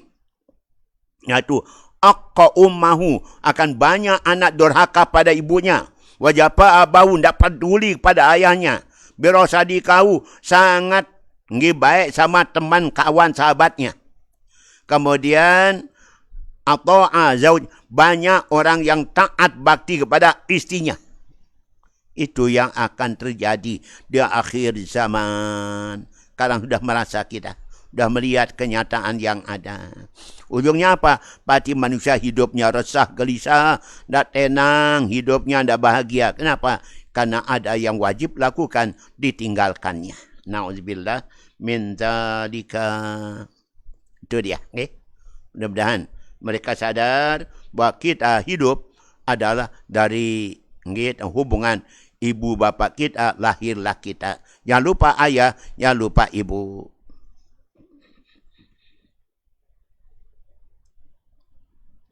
Pak Tuan Guru, apa hukumnya waktu merantau cepat sekali terpikat sama wanita nakal, nauzubillah, yaitu pelacur.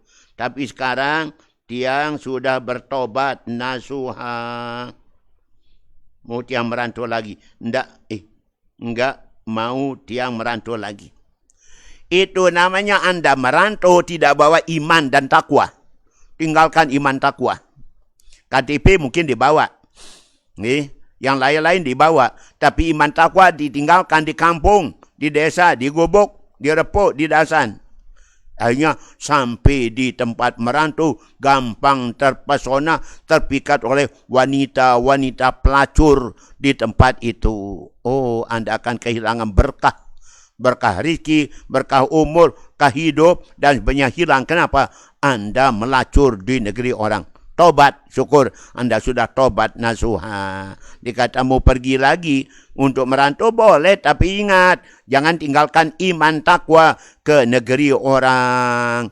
Anda nanti akan bawa oleh-oleh dari negeri orang. Di samping uang, mungkin juga Anda akan bawa yaitu virus HIV AIDS. Virus HIV AIDS. Karena hubungan bebas, laki perempuan, lagi dengan pelacur-pelacur, sudah banyak temannya berhubungan, maka sangat mungkinkan kita pulang bawa virus HIV AIDS untuk istri dan untuk anak-anak kita.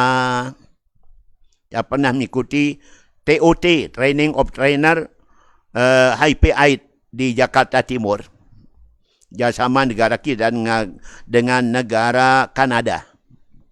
Jadi saya termasuk di antara yang alhamdulillah dapatkan predikat mampu memberikan yaitu pelatihan secara mandiri. Mampu jadi pelatih mandiri. Pakai bahasa Inggris.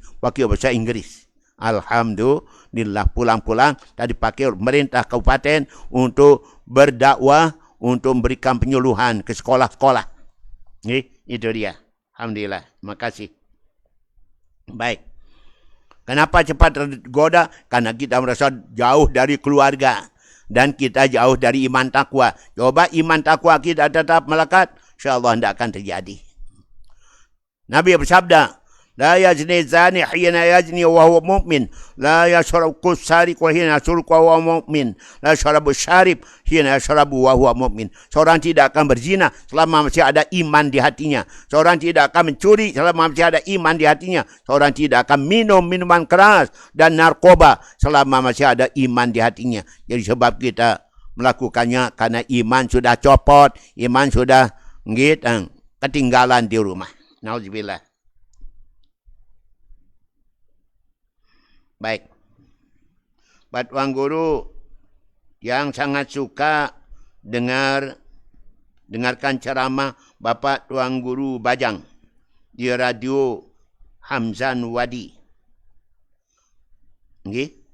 Bagus apa tidak bagus? Kok bilang gitu? Masa anda bagus? Ceramah siapa aja nggih lalu RHN ini. Tentu kita senang mengikutinya dan nambah pahala, nambah iman, nambah ilmu. Allah berfirman, kaifa tatma'u fi sa'adah bi qillatil ilmi? Bagaimana mungkin kamu itu bisa memperoleh keselamatan kalau ilmumu hanya sekadarnya saja? Yang masuk surga itu orang berilmu, orang tidak berilmu tidak masuk surga. Al-rustaq bil jahli, sabda Nabi. Ada 6 golongan masuk neraka karena 6 sebab.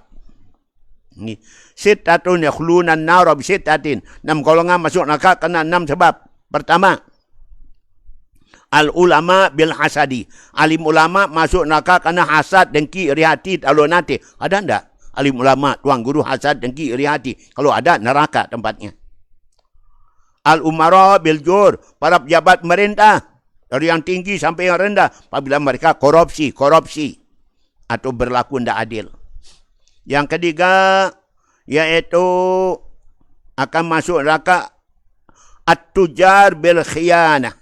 Para saudagar masuk neraka kena khianat. Tidak berzakat atau bisnis dengan cara-cara yang culas, cara yang curang. Kemudian Berikutnya ad-dahakin bil kibri. Tokoh-tokoh masyarakat masuk neraka kerana sombong, takabur, ujub, riak. Al-rustaq bil jahli. Orang-orang dasan-dasan, repuk-repuk masuk neraka kerana bodoh, jahil, tak pernah ngaji, tak pernah belajar agama. Tu masuk neraka kerana itu. Tak masuk di mana? Mudah-mudahan jangan masuk. Salah satu dari 6 golongan akan masuk neraka sabdanya. Baik. Kita lanjut.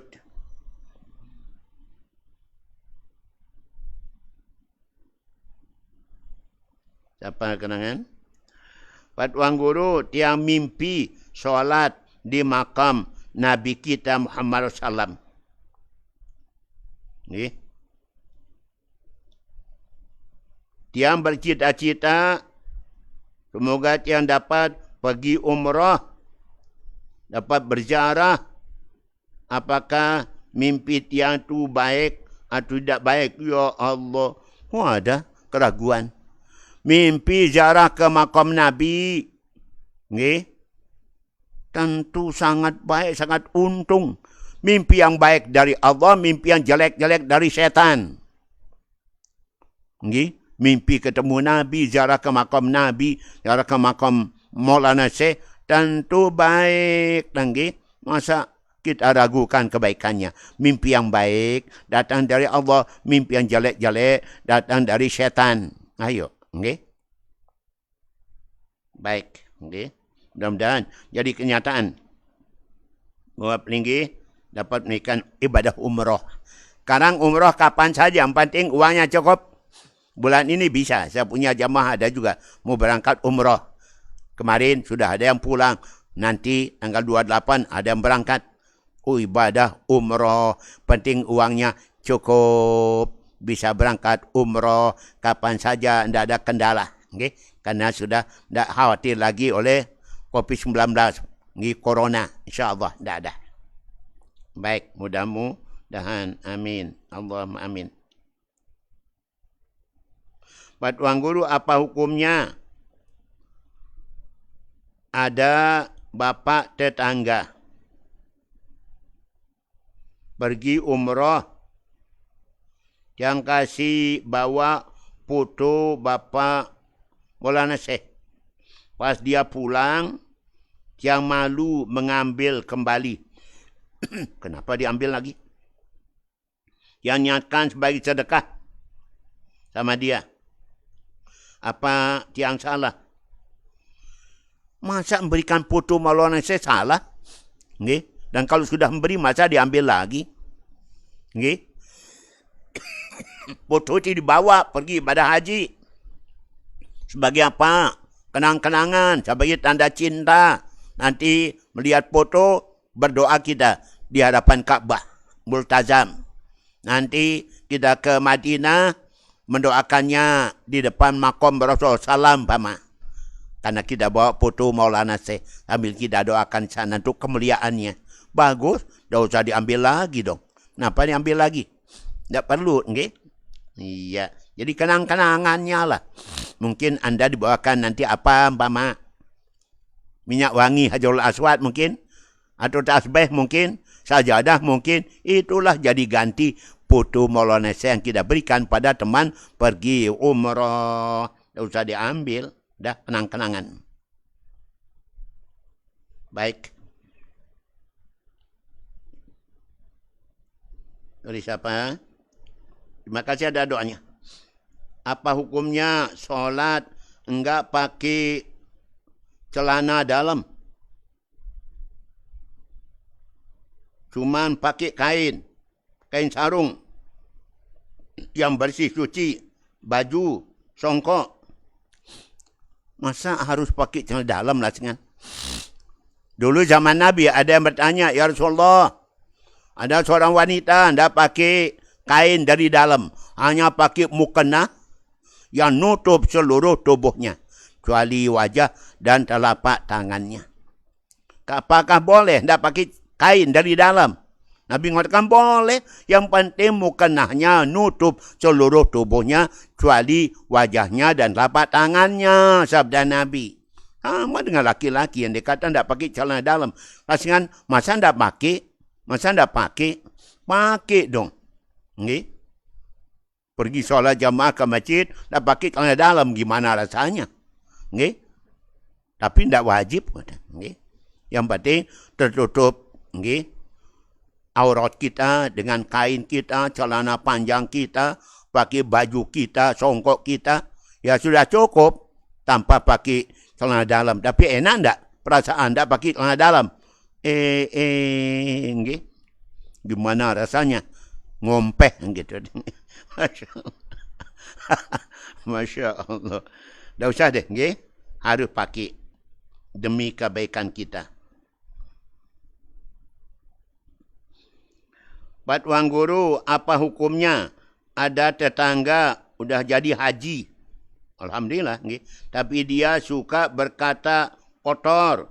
Waktu dia pulang dari Makkah, dia bilang begini. Besar-besar tongken dengan nina Arab. Jadi banyak tetangga enggak suka dengan kalimat itu. Lasingan, masa itu yang harus ceritakan? Okay? Besar-besar pantat orang Arab, perempuan Arab ini. Kenapa itu ceritakan? Ceritakan ketaatan orang, kebaktian orang, ibadah orang. Okay? Silaturahim orang dan sebagainya. Kenapa kok okay? Aurat wanita Arab dicerita-cerita? Ingat, tanda haji yang mabrur sabda Nabi minimal ada 3. Ada disebutkan di dalam kitab yang lain. An yadya khairan mimma kana wala yu'awidan ma'asiyah. Pulang dari ibadah haji lebih baik keadaannya daripada sebelum haji. Tidak mengulang lagi dosa-dosa dan kesalahan. An yadya zahidan fid dunia raghiban fil akhirah. Pulang dari tanah suci, dia zuhud dalam kehidupan dunia dan dia gairah dalam urusan ibadah. Zuhud dalam urusan dunia dan gairah dalam urusan ibadah. Dalam hadis ada sebutkan, ya Rasulullah, mabirul haji. Tanda hajinya orang itu mabrur, ya Rasulullah. Qala Nabi SAW, cinta damai, cinta keakuran, cinta keharmonisan, cinta silaturahim. Itu tanda haji mabrur yang pertama. Yang kedua, taibul kalam, berkata-kata yang halus manis, lemah lembut, bermanfaat, berpahala, mengandung kebaikan, bukan hal-hal yang kotor, yang porno, yang jelek-jelek. Yang ketiga, tanda haji mabrur orang adalah it'am, suka sedekah, suka memberikan sumbangan, derma pada anak yatim, pada orang miskin. Firman Allah, Famal yatima fala taqhar wa masaila fala tanhar wa ma bi ni'mati rabbika fahadits. Anak yatim jangan ditelantarkan, orang miskin minta-minta jangan dibentak. Kemudian nampakkanlah tahdus binikmatillah, dengan nikmat Allah Ta'ala yang kau terima, nampakkan. Artinya tahdus binikmatillah, karena kita diberikan Allah nikmat, umpama harta, kita sedekahkan untuk anak yatim. Kemudian kita sumbangkan pada orang miskin. Itu namanya tahdus binikmatillah juga. Jadi kalau ngomong yang kotor-kotor, keji-keji, itu bukan tanda haji mabrur. Auzubillah min dzalika. Berkata yang baik-baik saja. Masya Allah. Baik. Dan juga para yang mendengar tidak usah terlalu dipikir, terlalu dipikirkan kalimat itu. Baik. Lanjut.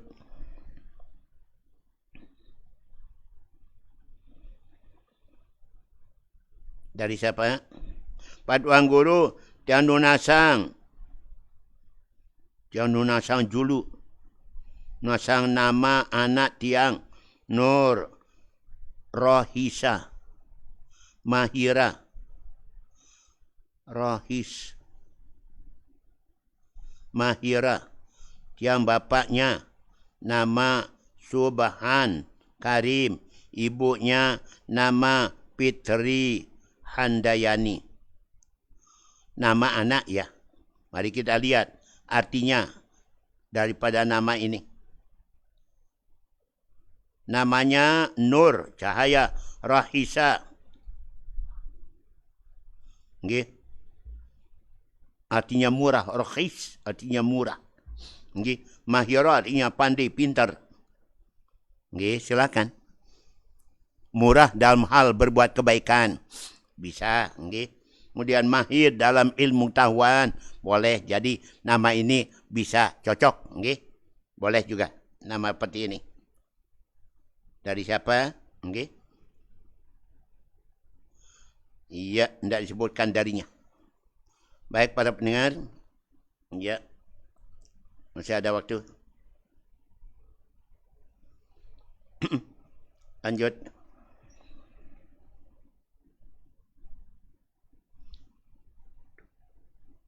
Berbentuk apa setan itu, atau bagaimana besar setan itu hingga dia bisa masuk ke tubuh manusia dan bisa mengalir ke darah manusia untuk mengganggu keimanan manusia. Mohon penjelasan Pak Hanafi itu. Setan itu bisa berubah-ubah. Dia bisa nginap di dalam lubang hidung kita. Dia nginap di sini waktu malam. Nggih. Jadi bisa kecil, bisa besar, bisa berubah-ubah. Nggih. Bisa berbentuk manusia, bisa juga berbentuk manusia, bisa berbentuk binatang dan lain sebagainya. Setan itu berikan Allah mudahan untuk berubah-ubah. Nggih. Sama dengan malaikat tentu atas izin Allah SWT. Itu dia. Jadi setan waktu kita nguap, dia masuk ke dalam tubuh kita, mengalir melalui saluran darah, dia masuk dalam hati, bersarang, berumah di dalam hati. Apabila kita berzikir, maka setan itu, dan apabila kita tidak berzikir, lupa pada Allah, tidak sebut Allah, maka hati kita dilep, dimot, dimasukkan dalam mulutnya. Kalau kita berzikir, maka dia keluarkan. Dia luak kita punya hati, tidak tahan dia. Untuk menelan hati kita. Kalau kita tidak berzikir, maka hati kita ditelannya. Jadi kita berzikir, nyebut nama Allah, maka hati kita dikeluarkan, dimuntahkan oleh si setan. Itu dia. Jadi setan itu bisa berubah-ubah. Bisa besar, bisa kecil, tidak ada ukurannya. Yang namanya setan itu bisa jadi besar, bisa jadi kecil, bisa mengalir melalui darah, bisa masuk dalam hidung, bisa juga dia itu bahkan kencing di telinga seorang. Demikian, pokoknya kita baca auzubillah minasyaitonir rajim. Setan jangan berkuasa pada kita. Kemudian apabila kita azan, maka setan lari sejauh suara kita azan.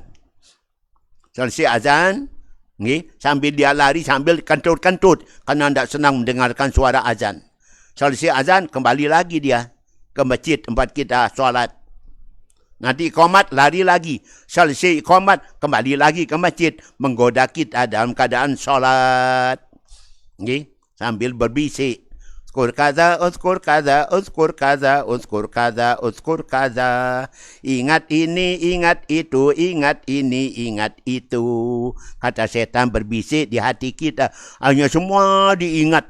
HP diingat, uang diingat, rokok diingat. Bagi yang suka merokok. Bagi yang muda-muda ingat pacarnya dalam sholat. Ibu-ibu ingat anaknya. Kemudian, setan juga melakukan perbuatan apa? Mengatakan dalam hati kita, innaka ahdasta, innaka ahdasta. Yat yahdukum syaitan fi sholati payam pupi. Duburihi. Setan datang pada kalian waktu kalian sholat. Kemudian dia meniup-niup di bawah. Kalau laki-laki kira-kira satu tempatnya niup. Kaum wanita dua tempatnya niup setan. Sehingga kita merasa ragu-ragu, was-was. Pasal kentut apa enggak? Ini kentut apa enggak? Kalau enggak ada suaranya, tidak ada baunya, bengas, maka jangan kau batalkan solatmu. Lanjut solat. Itu adalah perbuatan setan. Niup-niup di bawah sana. Manik Nabi, itulah jahatnya setan. Okay? Insya Allah. Baik. Terima kasih Pak Hanafi. Masya Allah, setan. Okay?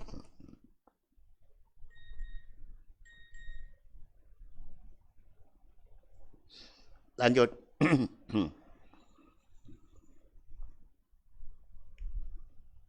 Ya, Pak Tuan Guru, Tianiki seorang suami dari Lombok Tengah.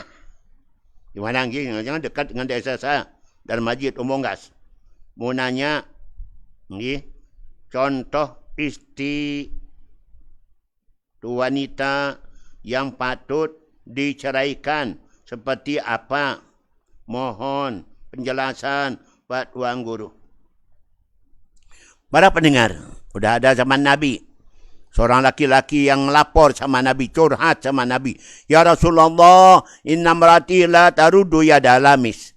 Istri saya tidak pernah nolak tangan siapapun yang menjamahnya. Nabi ngerti kalimat itu. Nabi mengatakan, talikha, ceraikan dia, ceraikan dia. Jadi istri yang suka selingkuh, istri yang suka pacaran, maka boleh diceraikan, boleh diceraikan. Nabi mengatakan dalam hadis yang saya jumpai dalam kitab, yaitu apa nama kitabnya, bahwa apabila seorang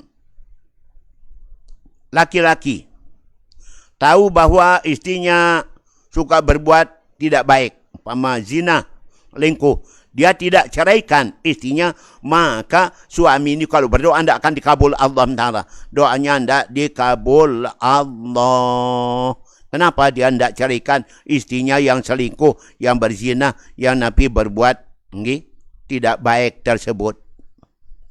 Tapi kalau istrinya baik, ayumma mratin sholat khamsa, shomat soraha, ta'at balaha, qilalaha, yaumal qiyamah, khulil jannah, min ayyi babin syi'ti. Siapa istri sholatnya lancar, puasanya lancar, taat bakti setia pada suaminya, dan dia yaitu melihara kehormatan dirinya, kehormatan rumah tangganya, kehormatan suaminya.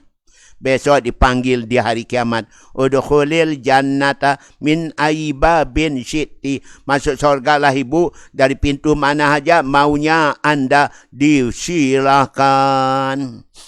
Itu dia. Jadi istri yang jujur, istri yang baik, insya-Allah. Nabi bersabda, arba'atum minan nisa fil jannah. 4 golongan wanita ada di surga. Pertama, wanita yang salihah, yang tindih, taat ibadah, dan sayang bakti pada suami. Kemudian yang kedua, istri yang apabila punya anak dan dia diberikan nafkah, dia sabar dengan nafkah yang diberikan oleh suaminya berapapun juga, karena memang kemampuannya.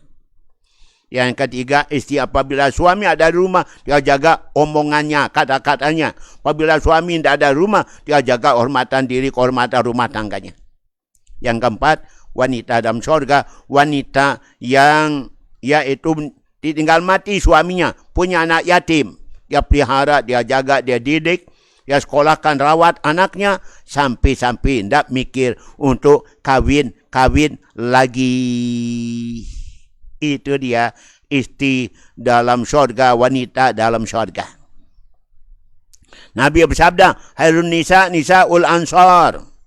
Kunna la istamminna haya an yatafaqqana fid-din. Wanita terbaik, wanita Madinah. Mereka tidak gengsi untuk nuntut ilmu, belajar ilmu agama. Hadir di pengajian, dia tidak gengsi. Itu wanita paling baik, wanita kayak wanita Madinah, wanita Ansor. Tidak gengsi nuntut ilmu, tidak malas nuntut ilmu. Zaman sekarang banyak komunitas kita malas nuntut ilmu, walaupun ada pengajian. Nabi Adam mengatakan, Sittatun gharibatun fi sittatin. Ada 6 macam, tidak pantas pada 6 macam. Pertama, Al-Quran fi baiti qaumin la yaqra'una. Ada Quran di rumah tapi tidak pernah dibaca-baca oleh yang punya rumah. Kemudian kedua, Al-Quran pi jauh pil pasik, Quran dibaca, dihafal. Tapi orang yang bacanya, menghafalnya pasik orangnya. Tak sesuai dengan isi Quran perbuatannya. Yang ketiga, al-masjidu fi qaumil usalluna fi. Ada masjid dan musalla di tengah kampung RT RW, tapi orang tak mau datang berjamaah di tempat itu. Tak pantas dan tak pantas. Yang berikutnya, al-almu fi qaumil yata'alamun. Ada pengajian di tengah kampung, tapi orang tak suka ngaji, tak suka hadir di pengajian. Itu hal yang tak pantas. Yang tak pantas, yaitu rajulun salih fi yadi mratin radiatin. Ada laki-laki alim saleh beristrikan orang-orang yang bejat akhlaknya, perempuan yang bejat akhlaknya. Atau sebaliknya, maratun saliyatun fi yadi rajulin radiin. Ada seorang wanita yang salihah, yang alim saleh, tamatan mahat, tapi kawin dengan laki-laki yang bejat, yang tidak baik akhlaknya, ibadahnya. Itu hal yang tidak baik dan tidak boleh terjadi. Sabda Nabi sallallahu alaihi wasallam. Makasih, Lombok Tengah. Ya, baik. Dah lagi, okay. Dia mau tanya, boleh kita nyimpan uang di rumah sampai berapa, okay, berapa tahun? Terus kita keluarkan zakatnya. Iya, di mana saja disimpan. Nyimpan di bank, nyimpan di rumah. Okay? Yang penting cukup nisab, cukup haulnya, tahunnya, maka wajib keluarkan zakatnya. Kita ambil mulai dari 40 juta. 40 juta disimpan 1 tahun, maka zakatnya 1 juta. Kalau uangnya 1 juta disimpan di rumah, di bank, 1 tahun, maka zakatnya 2,5 juta. 2,5% kan? 2,5%. Itu dia. Siapa-siapa tidak suka mengeluarkan zakat hartanya, nanti Allah tidak melindungi kekayaannya. Datang api, terbakar. Datang banjir, hanyut. Datang gempa, remuk. Datang angin, puting beliung, diterbangkan. Datang longsor, ketimbun. Pokoknya hartanya tidak dijaga Allah dan pelihara Allah bagi orang-orang yang pelit, berzakat, bersedekah. Hasinu amwalakum bisedekah. Sabda Nabi, pelihara, jaga harta kekayaanmu dengan jalan Anda suka bersedekah. Allah akan jagakan kita harta kita. Okay? Allah akan melihara harta kita kalau kita berzakat. Ma dha'a malun bi barin wala bahrin illa biman izak. Akan hilang harta di darat, di laut, mati karena orang punya harta pelit, bakhil. Nauzubillah min dzalika. Okay? Demikian pada Anda. Ya, tinggal sedikit.